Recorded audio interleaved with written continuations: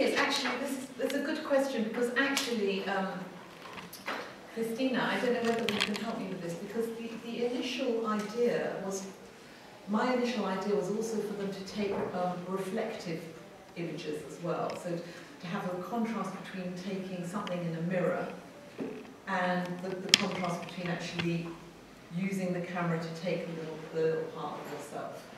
And so it would be quite hard for them to take their own eye, for example, without the use of a mirror or their mouth or a fragment of them. With some cell phones you can do that. You can with some cell phones, but you're still not totally, well, yes, because you are sort of in control, but some of them have like old phones. But it would be great actually if I could get hold of some mirror to take. I don't know if anybody's got a small mirror to take to the session tomorrow. Anyone has a small mirror? Or a, you know, I've got one like that. What's a small mirror? Yeah, I've got one. Or a bit bigger. But in terms of just that one session, You could maybe find one on the way to do. yeah. I mean, are you asking how? So you're picturing what exactly the identity in the clothes, in the way they're dressed up, I let them choose. So it was completely open when they did their fragment, because they didn't have anything with them. So, you know, they literally had to choose from, you know, whether it would be it was up to them. I gave them examples. I gave them examples in imagery of kind of feet in the rain and, you know, hands and clothes and things like that. And then it was up to them to choose which fragment they chose. And a lot of them did choose bits of their clothes, but some of them were a bit repetitive, where they just shot their feet. But some were beginning when in the second exercise, when they had to direct the other person, they were a little bit more thoughtful as to their expression, whether it would be serious, whether it was going to be smiling, whether it was a profile, whether they'd be animated or whether they'd be more sedentary. My initial idea was also to start collecting images over the week, where they'd build like a collage type, you know, be tearing things out and see what spoke to them. So that they would tear images out of magazines and say, I like this, I don't like that, I want this, and to somehow develop identity issues and notions of desire and aspiration that way.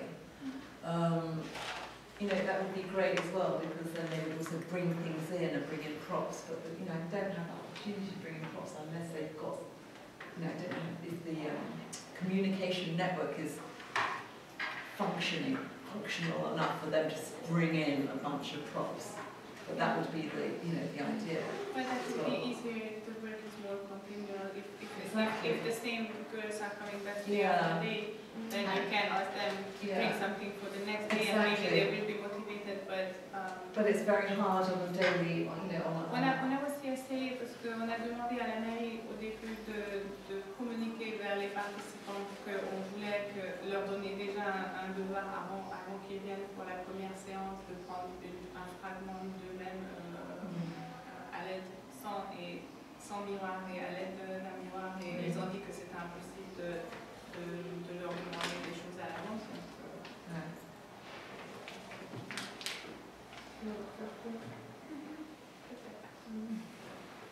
So the mirror thing, I'm just going to buy one. I think, yeah, I think je suppose I have to look into this. Steal the one from your hotel room. On peut dévisser Ok, donc en fait, si vous avez encore des questions, on pourra peut-être garder quelques questions pour après. Donc en fait, on pourra peut-être faire un tour des artistes et on pourra peut-être voir Mamadou, Samuel et Ryan. Donc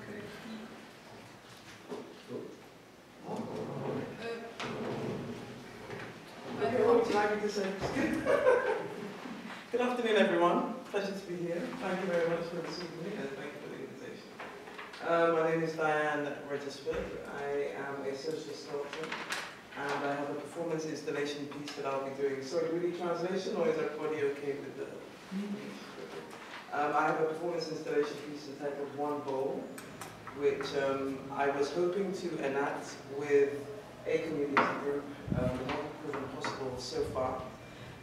John came up with a fabulous idea this afternoon that we do it with this group, because this again is a community of sorts. I love the idea. Typically it is enacted with a much smaller group of 10 people, but I'm going to dream on it tonight, and I can see ways in which we can do it with everybody here.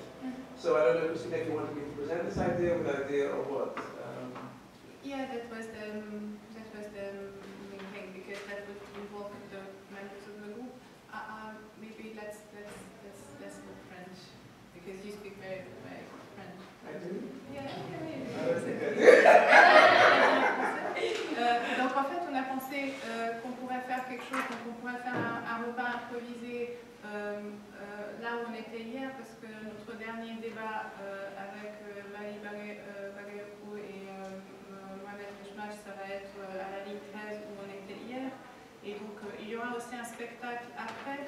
Donc il y a quelqu'un qui fait un spectacle, donc on pourra peut-être, on aura un public qui ne sera pas notre public, qui sera aussi sur les lieux. Donc en fait c'est peut-être aussi possible de faire participer les gens qui vont juste être de passage et les impliquer un peu dans ça. Donc en fait ça peut être un community event de toutes les sortes, parce qu'il y aura d'autres personnes et qui pourraient être intriguées.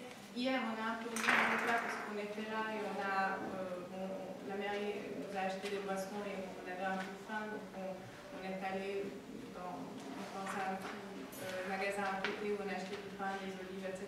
Et finalement les gens sont, nous on a mangé et les autres sont venus manger avec nous. Donc je crois que si on a de la nourriture, de toute façon ça les attire. On s'est trouvé. Après on pourra réfléchir des détails s'il faut qu'on fasse des choses à l'avance, parce que bon, l'idée d'un bol c'était de cuisiner un plat de riz avec une sauce qui ne contiendra pas de viande, parce que ce sera comme ça possible d'offrir ça aux végétariens comme toi et aussi d'autres personnes. Donc en fait ça pose un peu un problème de cuisiner ça, parce qu'à l'hôtel ça va être un peu difficile. Peut-être un chaudron si la mairie en a. Mais ils ont proposé qu'on fasse ça dans la cour de la ligne 13 et la cour avait l'air sympa. Donc si le temps reste comme l'hiver, on pourrait faire ça là-bas. Ou dans la salle au sous-sol. Ils ont aussi proposé. Donc on pourra peut-être passer. Je crois qu'on peut voir les logistiques après et peut-être informer la cour de demain. Mais on a prévu ça pour jeudi soir, le repas de jeudi soir. Ah d'accord. Ça on est là vendredi et jeudi on est ici. Donc jeudi il faudrait voir si avec les gens d'ici, s'il y a un lieu où on peut faire un repas et avec qui on pourrait le faire. Je te regarde parce que c'est toi la personne locale. Les associations qui font ça, c'est plutôt à vous. Oui. Donc ça vient. Sinon, c'est Ramadan aussi, donc il faut pour les participants, il faut, enfin les autres quoi, il faut penser à ça. But we're not, that's why we're doing it within the group here. That's why I think Mais Christine vient de parler d'inviter des gens qui sont dans la salle. Yeah, I think it's a good idea. I think we need to control it as much as possible.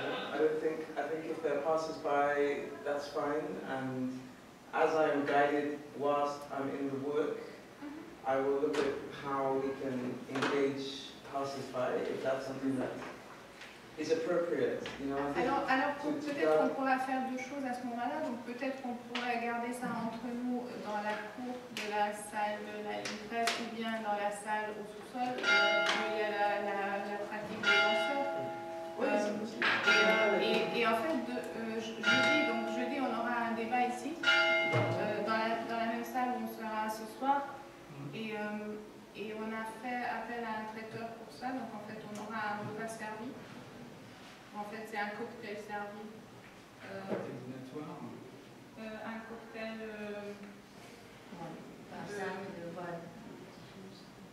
C'est pas un repas. C'est des verrines et des... Oui, cocktail dînatoire. Cocktail C'est comme ça dînatoire. que vous appelez ça. C'est un euphémisme. Donc on peut, et à ce moment-là, on aura peut-être des gens de l'extérieur et on pourra peut-être ouvrir vers eux.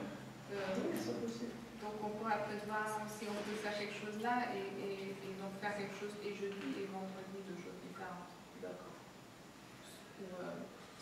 On peut mûrir cette idée encore. On a Laisse-moi encore. rêver un peu demain matin, j'aurai une image plus claire.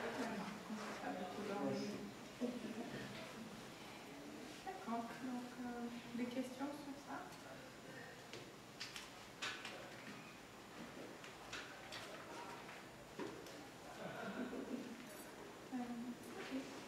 Mamadou, ton projet? Ah oui, Alors ça c'est aussi un projet qui a subi quelques modifications dues aux circonstances. bonjour, je m'appelle Mamadou Mahmoud, je suis écrivain et résident à Drancy. Je suis auteur.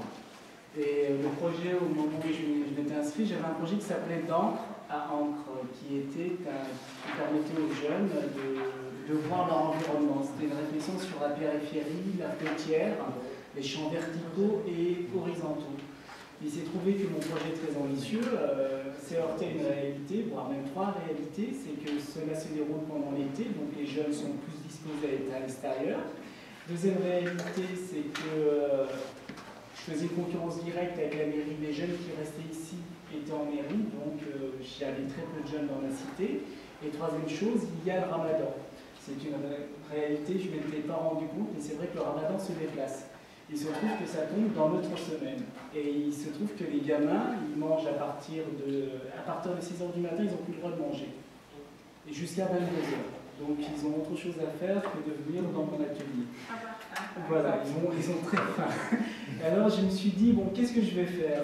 J'ai envie de faire cet atelier, j'ai envie de... C'est surtout, ça me permettait de faire une réflexion sur ma cité. Qu'est-ce que c'est que de vivre dans une banlieue? Qu'est-ce que c'est qu'une identité? Et alors je me suis dit, tiens, je vais changer. Au lieu qu'ils viennent à moi, je vais faire le contraire, je vais faire le travail d'un écrivain public. Dans toutes les mairies, vous avez un écrivain public. Cela permet aux gens qui ne maîtrisent pas le français ou qui ne connaissent pas très bien les documents administratifs, parce qu'en France c'est vital, si vous êtes mauvais en administratif, vous mourrez. Et donc l'écrivain public, c'est cette fonction qu'il a, le corps intermédiaire. Et je me suis dit, tiens, je vais faire ce travail, je vais aller à la rencontre des gens, et ces gens vont me raconter leur histoire. Je vais leur poser des questions ou bien je vais les laisser parler, comme fait plutôt un très grand documentaliste qui est Frédéric Wiseman. Frédéric Wiseman pose sa caméra et les gens parlent. Après, il y a un petit travail de montage, mais on a l'impression d'être au cœur de la conversation. C'est comme si on avait entrouvert une porte. À l'inverse de beaucoup de documentaristes comme Faherty, qui lui faisait carrément des mises en scène. Par exemple, dans L'Homme d'Ara, le pêcheur qui est censé être un pêcheur, en fin de compte, est un bûcheron. Parce qu'il a une belle gueule, il a préféré le prendre comme pêcheur. Et quelqu'un comme De Bardon, tout le monde a une méthode différente. Mais la méthode de Weizmann, je la trouvais très pertinente, de poser sa caméra et de laisser faire. Alors donc, je précise, il est ingénieur du son, donc c'est pour ça qu'il allait faire ça. Ah d'accord, c'est pas mal. Et moi je ne savais pas qu'il était ingénieur du son. Et dans ces films que je voyais, c'était ça qui m'impressionnait. C'est vraiment un accès direct, il n'y a pas de question, il n'y a pas de floriture, on est en direct, on est au cœur de ce projet. Alors je me suis dit, voilà, je vais prendre un dictaphone et je vais prendre un calepin. Le dictaphone, pour les personnes qui ne sont pas timides, j'appuie sur play et la personne parle. Déjà il y a un petit, je délimite un espace, mais cet espace-là ne les limite pas. Je leur dis voilà, lieu de naissance, pourquoi la banlieue, est-ce que vous comptez y rester, pourquoi vous y êtes venu. Et la première personne que j'ai interviewée, c'est une professeure qui s'appelle Véronique, qui vit à Bobigny depuis maintenant une vingtaine d'années. Donc j'ai laissé tourner mon magnéto et il s'est trouvé une chose extraordinaire pour moi, parce que j'ai jamais fait ce travail-là, c'est un travail de dramaturge. À l'inverse de l'auteur dramatique, le dramaturge travaille avec des éléments. Ça veut dire qu'il prend des acteurs, les acteurs improvisent, et à partir de ces improvisations, il va créer quelque chose. Moi, je suis écrivain, ça veut dire que quand je termine un texte, il est fini. Je ne fais jamais d'improvisation. Ça veut dire que je ne peux pas prendre des gens qui me parlent, les enregistrer et réécrire ce qu'ils font et dire que c'est moi qui l'ai dit. J'ai besoin de créer. Mais là, en faisant ce travail de dramaturge, en prenant ces gens, les enregistrer et après faire un travail de transcription, Il y a eu un travail littéraire qui s'est posé. La question qui s'est posée premièrement, c'est est-ce que je faisais de la ponctuation ou pas? J'ai retiré toute la ponctuation pour permettre aux personnes qui vont lire le texte de se l'approprier. Et ce qui était très pertinent et très intéressant pour moi, c'est que quand on lit le texte, on a l'impression de lire un texte vraiment très factuel, une sorte de rapport, et quand on entend la personne, c'est pas le même texte. C'est ça qui était, c'est pas le même contexte même. Et c'est ça qui était extrêmement intéressant, que j'ai découvert grâce à ce travail-là, que j'aurais pas fait. Donc, la première personne, et à chaque fois, je demande aux gens de ne pas se présenter. J'ai pas besoin de savoir quel est leur nom, leur prénom, il fallait c'était un monologue, c'est ce qui m'intéressait. Donc j'ai eu ce premier interview hier, et aujourd'hui j'en ai eu deux autres. Un jeune homme qui travaille dans la cité, Wilfried, qui est médiateur de quartier, qui m'a parlé de son rapport à la cité. Il m'a dit une chose très juste, il m'a dit, écoute, moi il y a très peu de jeunes femmes dans mon atelier, pour une simple et bonne raison. Je lui dis, mais c'est parce qu'elles sont musulmanes et tout. Il me dit, non, non, non, c'est une question de pudeur. Tant elles ont 13-14 ans, elles viennent. Mais dès qu'elles commencent à être adolescentes, à avoir des formes, là, elles cessent. Et ça, c'est quelque chose que j'aurais jamais pensé. C'est une question que j'aurais... Donc, cet atelier où moi, j'attendais que les gens viennent à moi, en fin de compte, s'est trouvé bien plus intéressant quand je suis allé à eux. Donc, voilà. Comment tu penses pouvoir les impliquer après pour que, en fait, eux, ils viennent vers toi et tu recueilles ce qu'ils font, enfin ce qu'ils disent. Est-ce que tu penses pouvoir reporter ça vers un public? Oui, par deux éléments. Déjà, les textes que je suis en train d'écrire vont figurer dans mon prochain livre, dans mon prochain recueil de nouvelles, parce qu'il y a une vraie qualité littéraire dans la façon qu'ils ont eu de formuler leurs textes, et moi aussi de me le réapproprier. Deuxième élément extrêmement intéressant, c'est les enregistrements. Entre ce que vous voyez comme texte, j'ai apporté un modèle où la personne est en train de parler et vous enlevez la ponctuation quand vous le lisez, vous avez l'impression de lire quelque chose d'un débile mental, entre guillemets, mais parce qu'il n'y a pas de ponctuation. Il n'y a pas de voix. C'est quelque chose de vraiment factuel. Et quand on entend la voix, tout de suite on voit que c'est une femme, qu'elle vient d'un milieu social aisé, qu'elle a fait des études supérieures. Et donc, la façon que j'aurais de restituer, ça va être d'un moment donné montrer dans un cadre le texte ou sur un écran, et de l'autre mettre une piste audio pour que la personne puisse voir comment on restitue un témoignage. Qu'est-ce que c'est qu'un témoignage qui est transcrit, ça veut dire écrit, et le témoignage qui est audio. Et ça, c'est un travail de mise en abîme de l'écriture que je n'aurais jamais fait si je n'avais pas été sur ce projet. En pensant à ça, justement, des petites fiches des personnes. Et donc, la première jeune femme, je l'ai appelée la jeune femme à la robe d'été. Ça commence comme ça. Voilà, je suis arrivée à Bobigny en 1999 et je n'avais jamais, je pense, vraiment dépassé le périphérique. Je suis venue pour deux choses. Première chose, c'est que mon compagnon de l'époque avait de la famille à Bobigny.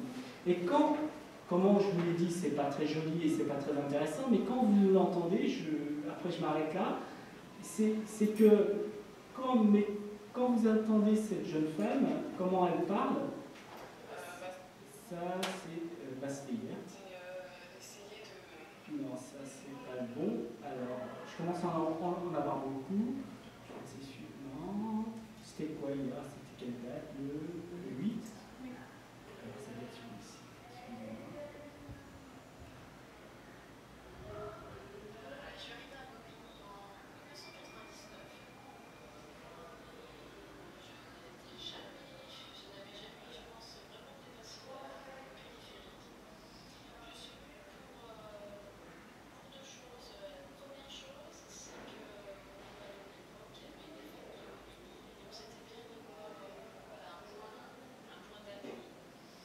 Et donc, je l'ai interviewé pendant 15 minutes et j'ai retranscrit son texte. Et quand vous lisez le texte, vous ne savez pas qui parle, et quand vous l'entendez, vous savez tout de suite la situer. Et c'est comme ça que la restitution se fera. Une question qui est un peu une question à côté de ton projet. Tu as dit que c'est ta cité qui t'a inspiré à faire ce projet. Est-ce que tu pourras présenter un peu ta cité ou en dire quelques mots? En fait, c'est quel quartier de Drancy où tu as grandi et comment tu vois ce quartier. Tout à fait. Il y a quelque chose de très intéressant. Le jeune homme que j'ai interviewé aujourd'hui, Wilfried, ça fait 35 ans, il a 35 ans, ça fait 30 ans qu'il vit dans cette cité. Il est d'origine française, il a toujours famille française depuis une génération. Il a dit quelque chose que je pourrais dire de ma cité, qui est une des rares choses que vous n'aurez jamais dans d'autres cités, c'est que dans ma cité, il y a un mélange, il y a une mixité. Il n'y a jamais eu de racisme. Pourtant, on est à Drancy, avec l'histoire que ça a, Drancy, mais cette cité, à l'inverse de toutes les autres cités, même de cette cité qui est juste là en mairie, c'est qu'on s'est toujours mélangé, les Maghrébins, les Africains, les Juifs, les Portugais, les Italiens, les Français, ce qu'on appelait les Français, ceux qui étaient là, les Français tous. C'est la grande spécificité de cette cité qui s'appelle Gaston Rouleau, qui est dans le petit Drancy. C'est que, je ne sais pas comment cela s'est fait, mais depuis, même Wilfried le dit, c'est la génération de mon grand frère qui est né en 63, ou même avant, c'est une cité où on s'est toujours mêlés les uns les autres. Il n'y a jamais eu un compartiment où tel bâtiment restait, tel bâtiment non. Et ça, je ne sais pas, moi, ça a changé ma vie dans le fait que la xénophobie, la ségrégation, l'antisémitisme, c'est des choses qu'on n'a pas connues. Et véritablement, cette fraternité-là, je ne l'ai trouvée nulle part. Ça m'a même étonné que de voir des gens dans des réunions qui se rassemblent par des convictions. Même la religion n'a pas eu d'impact au sein de cette cité. Et c'est la cité Gaston Rouleau qui est juste à côté. Et le fait est d'avoir posé cette question à Wilfried, qui l'a dit spontanément, je pensais que c'était une perception que j'avais moi-même, et que lui, qui a 35 ans, donc on a 7 ans, 8 ans d'écart, me dise la même chose, qu'il a ressenti, que son vécu en tant que Français, qu'il a vécu comme ça, que la grande richesse de cette cité, c'est qu'il y ait une réelle mixité, que l'intégration s'est tout de suite posée.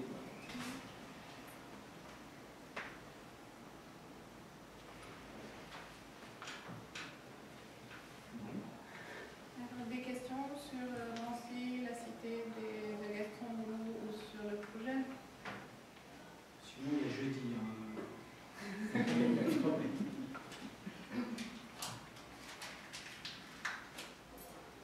Morphologiquement, à quoi ressemble la cité? Est-ce que c'est un grand ensemble ou C'est le plus grand ensemble de Drancy.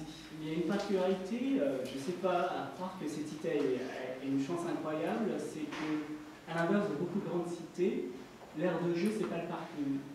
C'est que la cité a été pensée, c'est des grands ensembles de bâtiments, maximum il y a 8 étages, il y a 2 tours qui sont un peu à l'extérieur qui font 16 étages, je crois, de mémoire. Il y a le bâtiment D, bâtiment A, C et B, donc il y a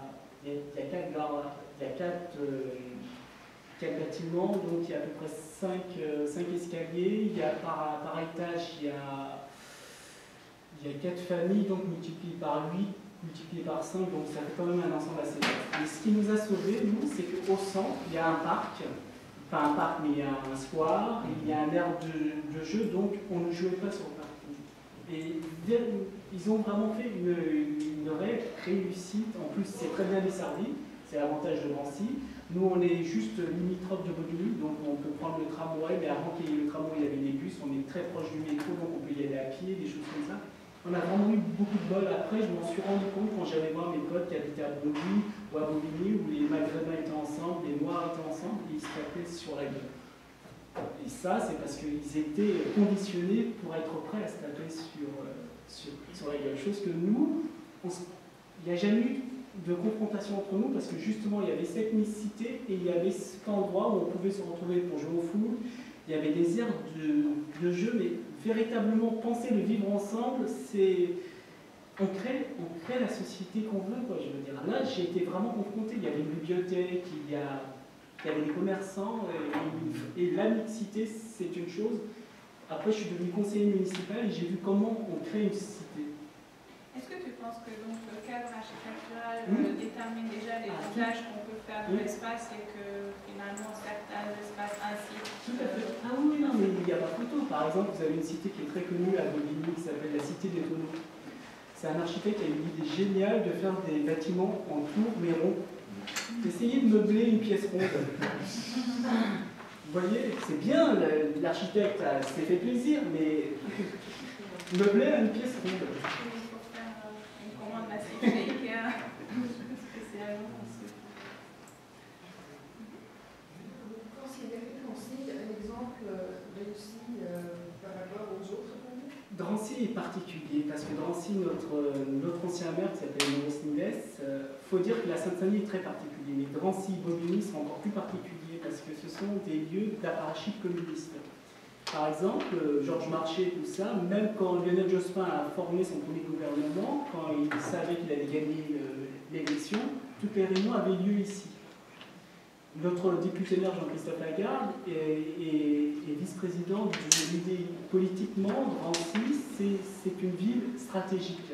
Et les villes qui sont à côté, que ce soit Marie-Georges Buffet, qui est députée du Blanc-Ménil, ou quelqu'un comme Jacques Rally, je veux dire, il y a une élite intellectuelle politique qui fait que Drancy ou la Seine-Saint-Denis, c'est un ensemble très particulier. Et pour revenir à Drancy, donc Maurice Nives, qui était député maire de Drancy pendant 50 ans, dont l'épouse est la fameuse petite amie de, comment il s'appelle, Guy Moquet, la fameuse lettre de Guy Moquet quand il dit qu'il va mourir et qu'il n'a pas eu son béco, comme quoi ça reste un homme, qui ne s'est pas fait embrasser par sa petite amie, c'est la femme de Maurice Nives. Donc ici, il y a évidemment une culture politique extrêmement riche et extrêmement politisée.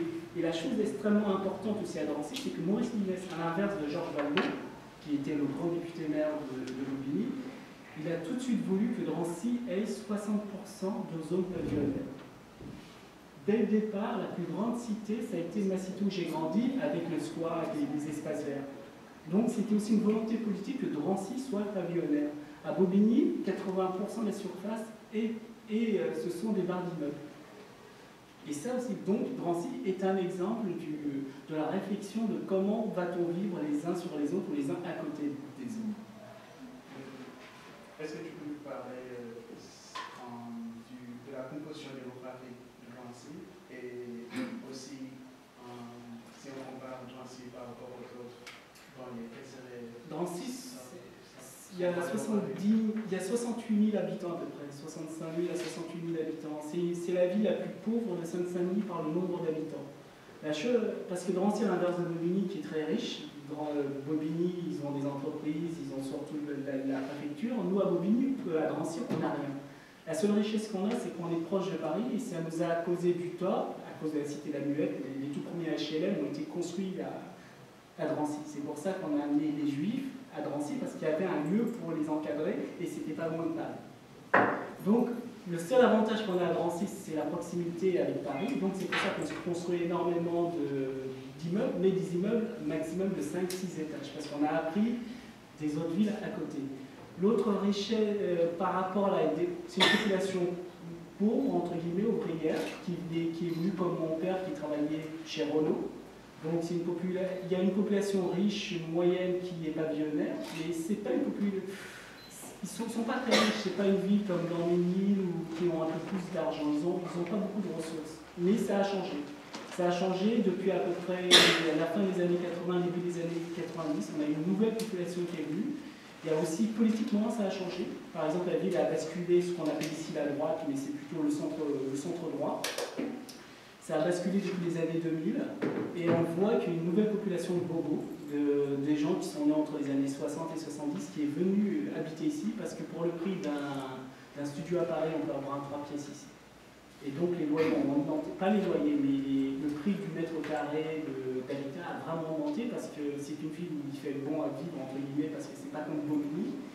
Il n'y a pas trop de... Par exemple, pendant les émeutes, nous, ça a été relativement tranquille parce que justement, comme avec l'histoire du camp, on a tout de suite réfléchi différemment par rapport à d'autres villes. Et justement, le fait est d'avoir été stigmatisé pendant des années, pas comme la ville du Bourget, qui est une ville riche, qui est une ville entre guillemets prestigieuse parce que l'aéroport, Lindbergh, c'est pas le même regard. C'est pour ça que la communauté de communes s'appelle la communauté de communes Aéroport Le Bourget. Avant, ça s'appelait Drancy-Gully, mais on a trouvé que c'était, à l'époque, je siégeais dedans, c'était plus valorisant de l'appeler Aéroport Le Bourget, parce que Drancy était connecté avec l'image du camp. Est-ce que la cité a changé depuis que tu y vis? Parce que bon, tu dis que tu as une histoire qui est presque l'histoire de toute ta vie. Oui, la cité a un peu changé parce qu'il y a plus de familles africaines. Et pendant 20 ans, on était la seule famille africaine mais dans cette cité. Et c'était comment? Comment dire comme seule famille africaine? Déjà, c'est particulier, vraiment, c'était une expérience à vivre, mais là, on est en France. Et la France, on est une république. Paradoxalement, si j'avais grandi dans un pays anglo-saxon, ou comme je vis une partie de l'année à Amsterdam, j'ai vu ce que c'était que le communautarisme. Sincèrement, être la seule famille africaine, non, parce que j'étais la seule famille africaine française d'origine africaine. On se retrouvait le fait d'être citoyen français. On parlait tous français. Mais quand on allait chez les uns et les autres, on parlait arabe, portugais, italien. Il y avait une grande communauté italienne et portugaise et juive. Mais être la seule famille africaine, ça ne m'a pas posé de problème. Au contraire, même pas une spécificité, une singularité, on était français. C'est que plus tard, j'ai vu, on était français vivant à Drancy, en Seine-Saint-Denis. C'est surtout le fait d'être banlieusards qui nous unissait, d'être à la marge, à la périphérie. Donc, qu'est-ce que banlieusard, qu'est-ce que ça veut dire pour toi? Ça veut dire qu'on n'est pas comme les autres, dans le sens où on n'est pas parisien, on n'est pas provinciaux. Notre richesse, c'est notre métissage. Par exemple, moi, mes premières insultes étaient en arabe. Les premières insultes que j'ai apprises étaient arabes. Je ne vais pas vous les dire, mais si vous voulez entendre, il y a je les ai appris en arabe. Et ça, c'est grâce au fait que j'ai grandi en Seine-Saint-Denis. Parce qu'en Seine-Saint-Denis, je crois, c'est le département français où il y a le plus de mixité. Et maintenant je suis écrivain, donc je vais souvent dans des salons, et je croise des gens de notre génération, puisque mes phares à chaque fois, c'est qu'ils ont peu d'amis maghrébins, peu d'amis africains, peu d'amis asiatiques, parce qu'ils ont grandi dans des lieux où ils étaient uniformes, homogènes. Et moi, l'homogénéité, je l'ai découvert que très tard, quand j'ai fait des études de lettres. Donc ça donne un grand avantage. Quand les lecteurs viennent vers toi sur les stands au salon de livres, tu peux les insulter dans leur langue. Exactement.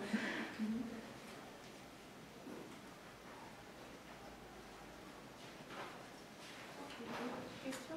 Donc si on voulait voir Gaston, par exemple, c'est où par rapport à ici, en sortant d'ici? En sortant d'ici, soit vous allez à pied ou vous prenez le 148 et vous déposez devant. Je crois que l'arrêt s'appelle Savès-Newport, mais c'est à 3 stations de bus, c'est vraiment pas loin, c'est un quart d'heure. Si vous voulez faire une expédition safari, non, c'est juste à côté. C'est aussi route. C'est pas loin, c'est le petit Drancy que vous avez sur votre plan, c'est à un quart d'heure à pied.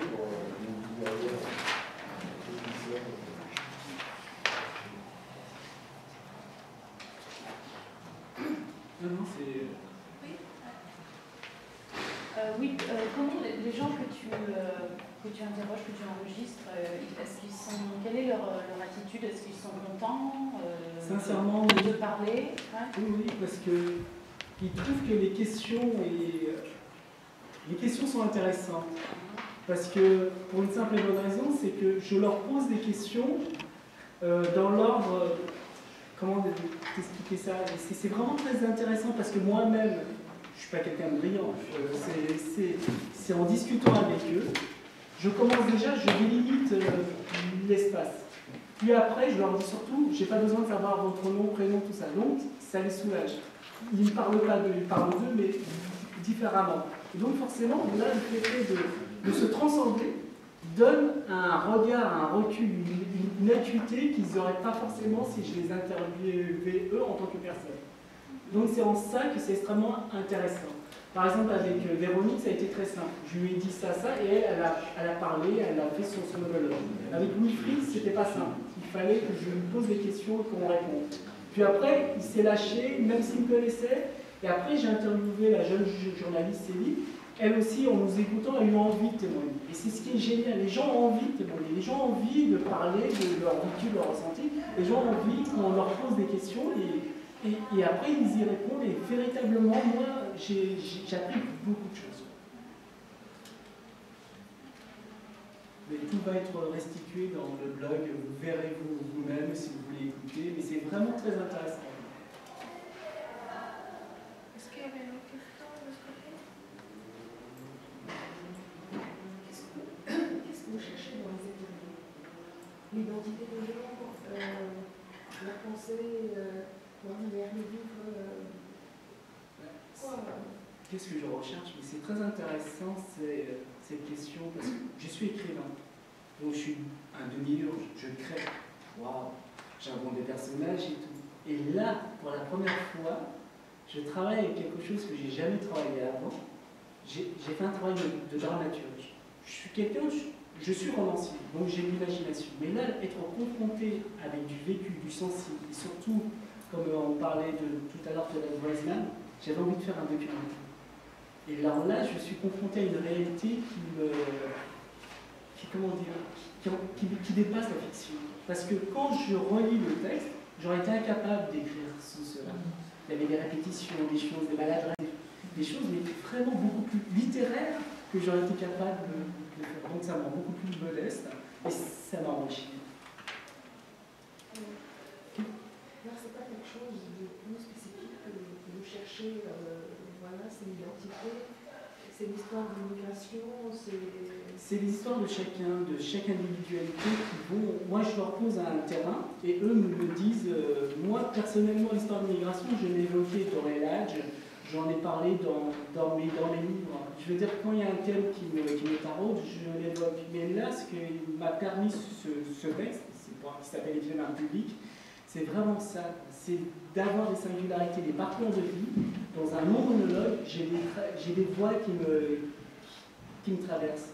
Et véritablement, ce qui m'a intéressé, c'est la contrainte que je me suis imposée du dictaphone. J'enregistre les voix, je restitue ça, j'interviens le moins possible. Et j'essaie d'en faire un objet littéraire. Et il devient objet littéraire dès le moment où vous enlevez la ponctuation. Comment on travaille? Parce que moi, ça fait une vingtaine d'années que je suis écrivain, que je suis édité. Donc ça va, la littérature, je connais. Mais je ne pensais pas que j'allais apprendre d'autres choses à nouveau. Et c'est ça que j'ai trouvé extrêmement excitant. C'est que là, actuellement, je suis en train d'écrire une pièce de théâtre, mais le fait est de travailler comme ça, en tant que dramaturge, c'est un enrichissement que j'aurais jamais deviné, que j'aurais véritablement. Moi, là, je savoure, j'aime beaucoup ce que. Et surtout, il y a des questions de territoire, le lieu, et les gens, chacun a sa perception qui est différente de la mienne, et c'est celle-ci que j'essaie de restituer. Si quelqu'un refuse d'être enregistré, dans l'absolu, personne ne refuse. C'est comme photographe, moi j'ai jamais eu de problème quand je faisais des portraits. Est-ce que c'est ma manière d'aborder les gens, de les mettre en confiance? J'ai jamais eu ce problème-là. Et même dans mes enregistrements. Parce que les gens sentent tout de suite, et peut-être je leur dis si tu veux pas être enregistré, tu me le dis, mais même je ne demande même pas, je pose une. Surtout, la chose importante, c'est d'être identifié. Les gens ne veulent pas être identifiés. Et quand je leur dis, je n'ai pas besoin de savoir ton nom, ton prénom, ce que je veux, c'est ton ressenti, c'est ton témoignage qui m'intéresse. Et là, tout de suite, ça ouvre énormément de perspectives. Et pareil pour la photo, quand je faisais les portraits, mais j'en voyais bien que ce n'était pas le visage qui m'intéressait, c'était la proposition du visage que je pouvais faire dans un cadre artistique. Et c'est pour ça que j'ai jamais eu de problème pour exposer, parce que je montrais aux gens. S'ils ne voulaient pas, il n'y a pas de problème. J'ai jamais eu de gens qui ont refusé. Dès le moment où ils savent que c'est dans l'échange et surtout pas dans une réappropriation.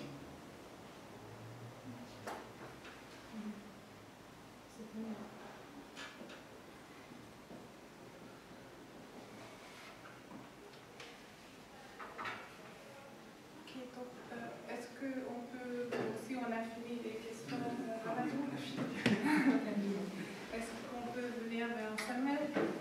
Comment ça se passe le projet? Donc ton projet à l'origine Au début, mon projet c'était de travailler, de poser un regard sur la ville de Drancy à travers 3 générations, c'est-à-dire des gens qui ont participé à la Deuxième Guerre mondiale et des gens qui sont nés durant la guerre, on va dire, et puis une troisième génération qui est née les années 80-90.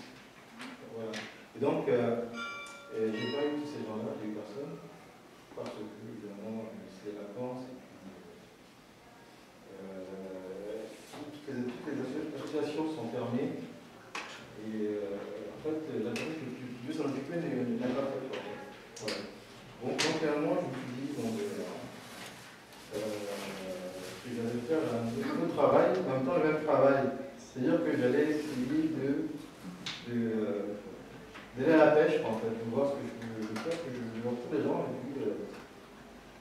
photographier, puis en sortant du centre de jeunesse, donc, qui est simplement ici, j'ai rencontré, enfin, il y a un monsieur qui est entré, très vieux, il avait des photos de résistance.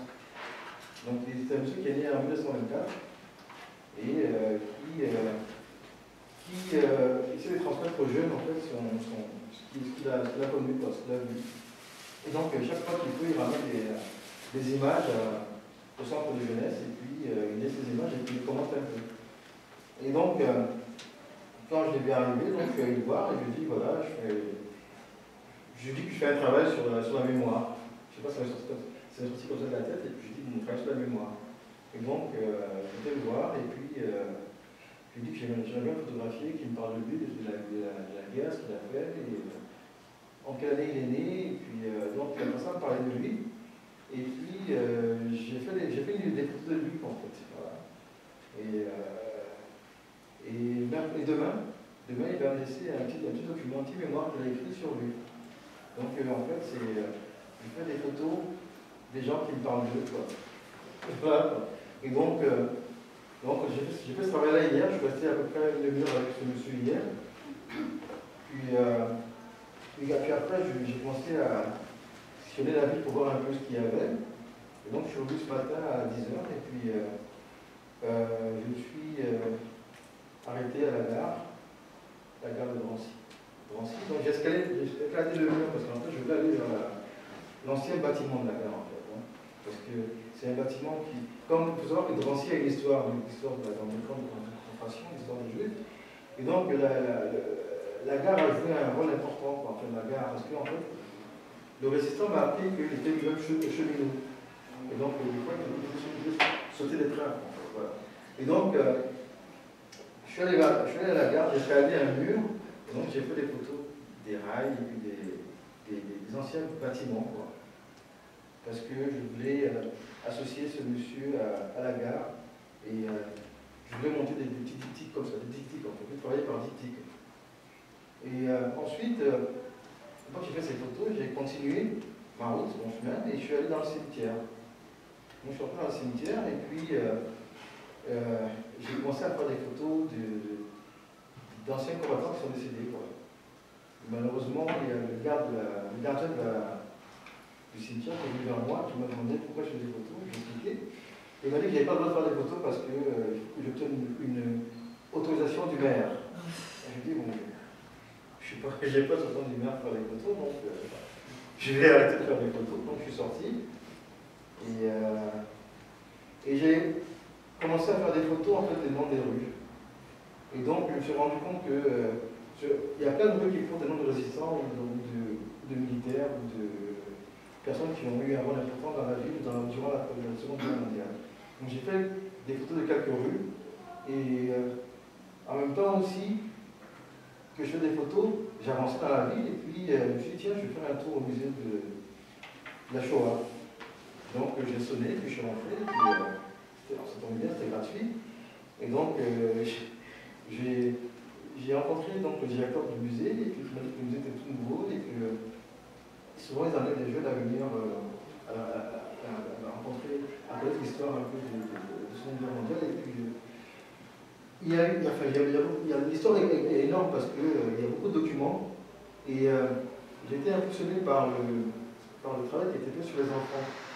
Et puis il y a un gros travail sur les enfants que je n'avais jamais connu, je connais juste l'histoire de la France, mais pas l'histoire de... Il y a différents enfants qui ont, on appelle les petites mains, qui ont fait les chaussures pour les soldats qui ont travaillé durant la guerre, mais d'autres n'ont jamais parlé. Donc j'ai vu ça, et ensuite, durant ma visite, j'ai rencontré un monsieur, vraiment, je n'ai pas pris en photo, mais c'était un Malien. Il m'a demandé des écrivains, je lui ai dit non, je suis photographe. Il dit pourquoi vous êtes venu là pour apprendre, pour apprendre en fait. Il m'a dit mais c'est bizarre, pourquoi est-ce que vous êtes africain et les juifs vous intéressent? Je lui ai dit mais c'est l'histoire. Il m'a dit mais il faut parler de nous. Je lui ai dit mais oui, je sais, mais pour l'instant je fais ça. Il m'a dit bon mais dorénavant pensez à parler aussi de nous. Et donc après ça donc, je suis sorti et j'ai traversé la rue. En fait, durant la visite, il y avait un autre monsieur qui aussi était dans le musée. Donc, on ne s'est pas parlé, mais on s'est regardé. Puis après, je suis parti du musée. J'ai traversé la rue, il y avait donc la cité de la Muette, donc, qui est le camp où les Juifs ont été internés, enfin, les Juifs ont été amenés. Et donc, en fait, je me suis posé la question, mais pourquoi est-ce que cette cité, en fait, des gens y habitent, quoi, en fait, il y a des immigrés, en tout cas, ça peut être c'est un bâtiment qui peut être classé ou qui est classé, je ne sais pas. Qui est classé. Qui est classé. Et les gens y habitent. Donc, il y a même des restaurants, il y a même l'assurance sociale, la sécurité sociale. La sécurité sociale, exactement, il y a ça. Il y a tout ce qui est associatif, les gens y habitent. Il y a des entrées paraboliques. Mais c'est... Il faut attention quand même, parce que par exemple, les fenêtres, là j'ai été conseiller municipal à l'époque, mais c'est parce qu'il faut qu'ils soient noirs, d'une certaine couleur, pour restituer dans leur jus de l'époque. Et pourquoi les gens y habitent, c'est qu'après-guerre, il fallait reloger les gens. Et malheureusement, il y avait eu des endroits détruits, et donc un des seuls bâtiments à tenir, c'était encore cette cité-là. Voilà. Et donc je suis entré dans l'immeuble, je me suis dit qu'il allait voir je voulais ressentir quelque chose, donc je rentre dans l'immeuble, dans un immeuble, mais je ne ressens rien parce que c'est des habitations. Donc j'ai photographié les marches. Il y avait des barres de fer, il y a des marches, il y a même il y a plein de choses dans l'immeuble, il y a dans les caves aussi, j'ai vu les caves qui sont restées d'époque en fait. Tout est d'époque en fait. Voilà. Mais dans l'enjeu, tu as des graffitis où tu as le nom des gens qui sont passés, tu en as même certains qui avec leur cœur, qui sont passés et qui ont écrit tu as des traces. Oui, des traces aussi. Et puis en marchant, j'ai rencontré le monsieur qui était dans le musée, que j'avais vu avant. Donc du coup, je suis allé vers lui, je lui ai dit, mais vous êtes du quartier, qu'est-ce que vous faites là? Il dit non, mais j'arrive d'Alsace. Et donc mon grand-père habitait ici. Mon grand-père a été incarcéré ici.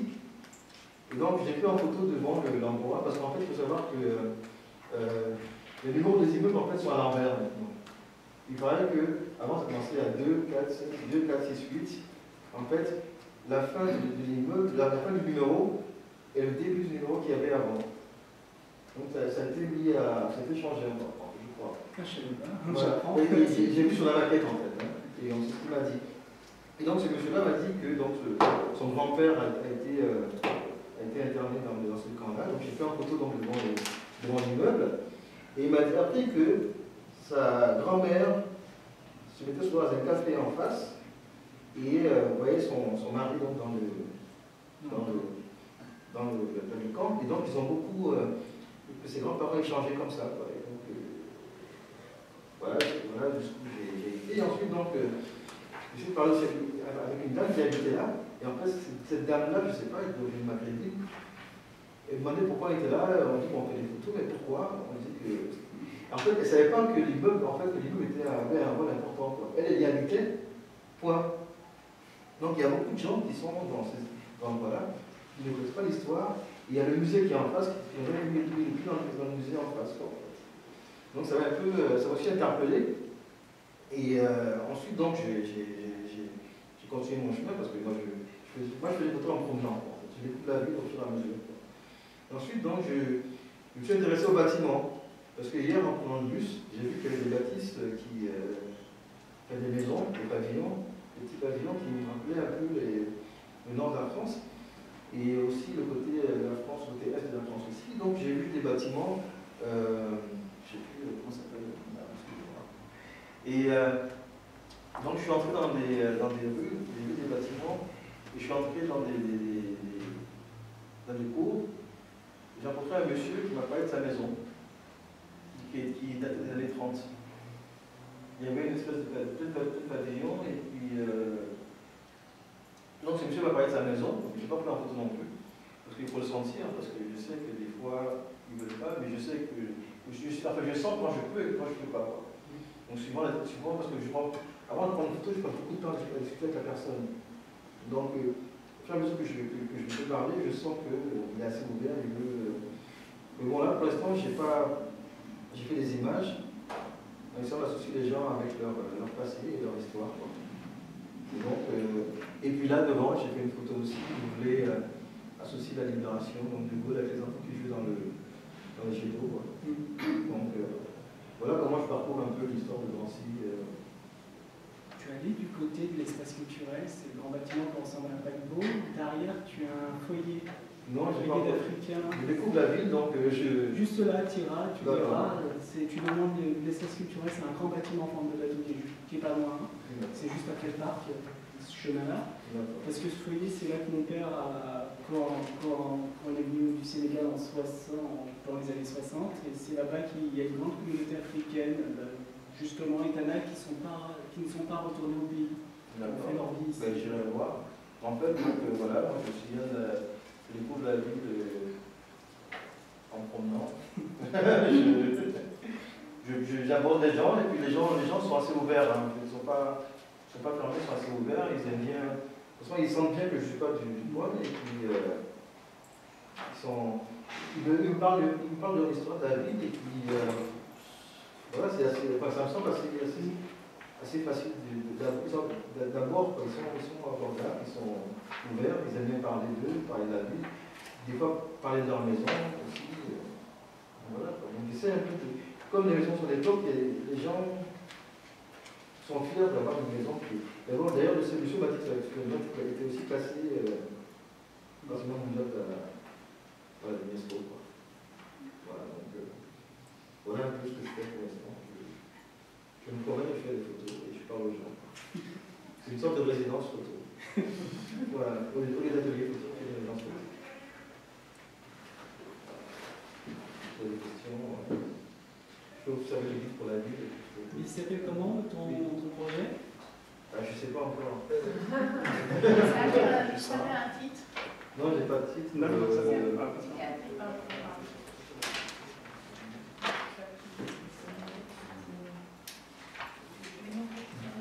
C'est Drancy.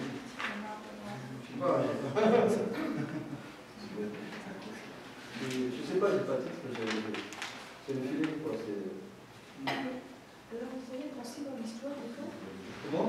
Vous voyez, vous limitez l'histoire de Drancy. Non, je ne dis pas de Drancy dans les camps, c'est juste qu'au moment où je sors du centre de jeunesse, je rencontre un résistant. Et donc c'est lui qui m'a donné l'orientation de mon projet d'école. Donc, et après, je suis parti là-dessus. J'aurais réfléchi, j'aurais pu faire un travail sur les enfants des années 90 pour voir un peu comment est-ce qu'ils voient leur vie aujourd'hui. Sauf que j'ai commencé avec un monsieur qui est né en 24.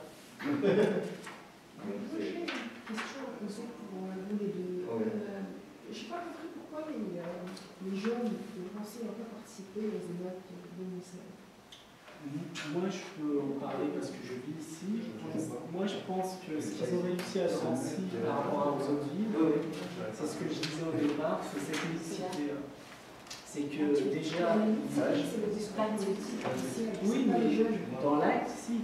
Parce que moi, où j'ai grandi, c'est avec les familles, c'est qu'on était tous mélangés. Et le truc politique s'est produit que nous, ce qu'on voyait les émeutes, c'est que déjà Drancy, c'est moins enclavé que Vichy. Déjà Drancy, au moment où il y a les émeutes, c'était en 2005, nous à Drancy, à partir de 2000, avec la nouvelle municipalité, on a eu des conseillers municipaux qui commençaient d'origine maghrébine, d'origine africaine. Il y avait des jeunes des cités qui étaient pris enfin en mairie, travaillant auprès des acteurs sociaux. Chose qui ne faisait pas Bobigny, par exemple, les villes communistes. Il a fallu que la droite, comme on appelle ici la droite du centre, passe. Il a fallu que Sarkozy arrive à la présidence pour qu'on ait quelqu'un dans un ministère également. Donc, le travail de désamorçage avait été fait à Drancy dès l'élection du nouveau député maire. Et déjà bien avant, il s'est trouvé que, comme je vous l'ai dit, il y a très peu de cités à Drancy. C'est 65% de pavillonnaires. Donc, c'est pas la même configuration qu'il peut y avoir à Clichy, la même configuration à Bobigny. Et deuxième chose, l'élément, je pense, essentiel, c'est qu'en 2000, l'alternance politique a obligé, déjà le député maire savait que s'il ne faisait pas ça, s'il n'ouvrait pas, ça allait lui retomber sur la gueule. Donc il a eu l'intelligence de le faire, et même la volonté de le faire, parce qu'il a été pion pendant 8 ans. Je veux dire qu'il les connaît, ces jeunes, ils savaient qu'on était frustrés d'avoir une municipalité communiste de gauche qui nous disait non, non, la France n'est pas prête, tu peux pas être même animateur de quartier. Moi, mon grand-père n'a jamais pu être animateur de quartier. Il n'avait pas de casier, c'était un petit adorable, mais parce qu'il était noir, il ne pouvait pas bosser au centre de loisirs, dans une ville communiste. Voilà. Et ça, voilà, c'est pour ça qu'on a eu tout ça. Donc il y a eu cette mixité, puis après cette volonté politique. Parce que tout part du politique. Entre le discours et l'acte, c'est vrai que beaucoup de gens sont plus forts dans le discours et dès qu'ils sont aux affaires, là, tout devient impossible. Et ça, je l'ai vécu. Hein. Je peux en témoigner. Puis après, quand j'ai été conseiller municipal, j'ai vu comment gérer une ville de l'intérieur. Puis après, en tant qu'intellectuel et écrivain, j'ai été confronté plusieurs fois dans des débats, des choses comme ça. Je sais ce que c'est, véritablement. Et je sais pourquoi Drancy a été épargné. C'est que justement, cette volonté politique de mixité, rien que le fait de penser qu'un immeuble ne doit pas dépasser 5 étages, que le rez-de-chaussée doit être pour les vieux, le deuxième pour un couple moyen, et le troisième et quatrième peut être un duplex pour des couples aisés, et le cinquième pour les étudiants. Avoir cette transversalité générationnelle et économique, ça vous change une cité. Et ça, c'est dans le plan d'Ambru, des choses comme ça, c'est essentiel. Moi, je conseille à tous les artistes et les universitaires d'un moment de se confronter au réel. Le réel, c'est le politique. Je sais pas, donc, j'ai une petite question par rapport à ça. Si je compare par rapport à le contexte, est-ce que, par exemple, maintenant, au niveau des banlieues, il y a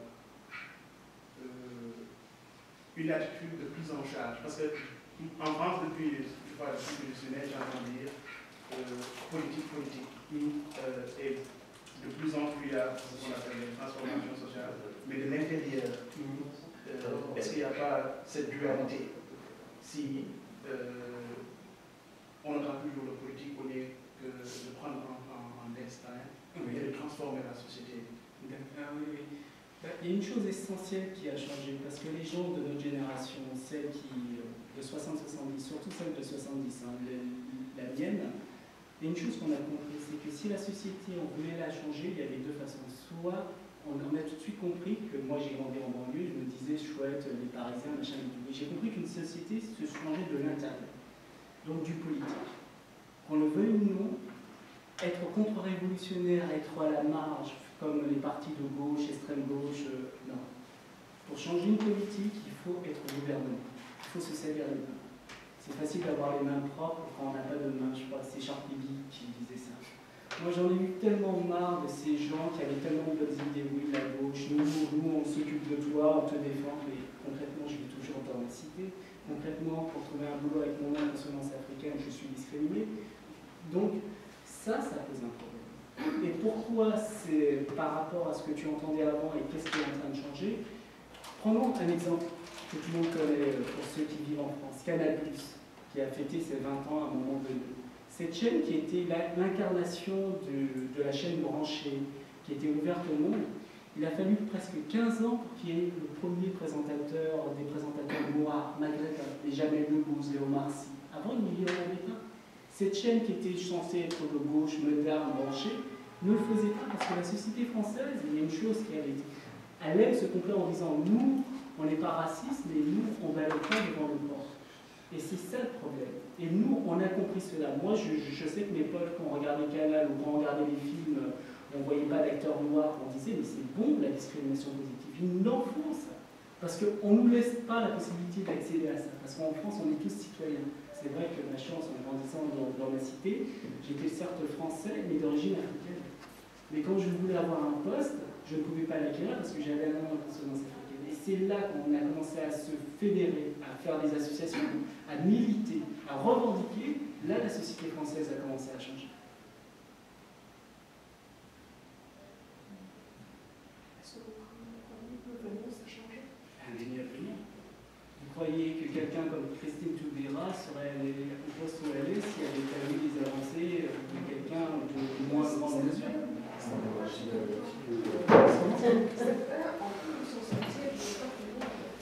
C'est pas le but.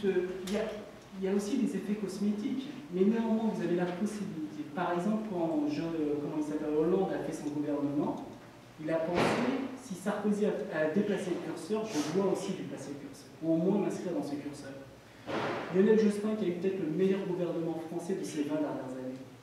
Pas quelqu'un issu de l'université, pas un seul. Tous ces ministres régaliens, c'était des gens du sérieux. Il a fallu que Sarkozy arrive. Bon, moi, c'est ça qui me désole. Il a fallu que ça soit à la droite pour qu'il fasse des mesures de gauche. Moi, ça me gave, ça. Et ça, c'est terrible.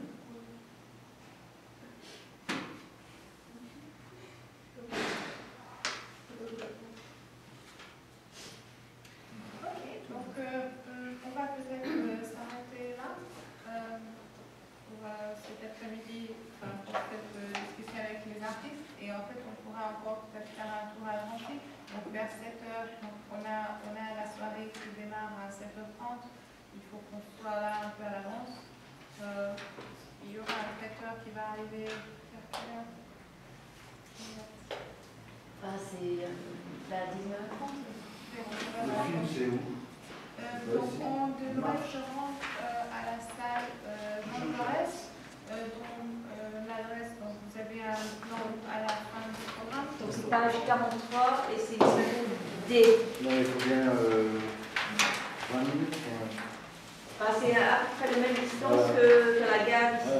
Donc, mais en baladant, c'est 6h10, donc on balade. Et donc en fait, on doit identifier un supermarché et on aura On a un côté, on en sort. Peut-être